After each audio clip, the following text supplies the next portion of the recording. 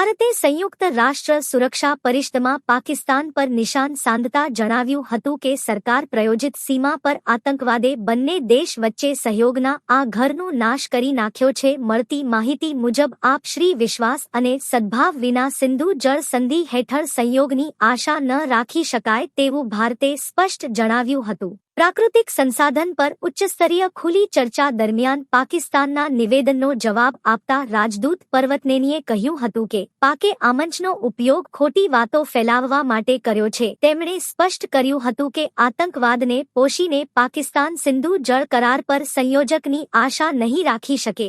સીમા પર આતંકવાદનો સરકારી નીતિના સાધન તરીકે ઉપયોગ કરવા વચ્ચે આપશે ભરોસો સદ્ભાવના આધારે શક્ય નથી. ભારતે એવું પણ જણાવ્યું હતું કે અમે માનવીય આધાર પર પાકિસ્તાનને જ્યારે સ્થિતિ સર્જાશે ત્યારે પૂરની ચેતવણી આપતા રહીશું.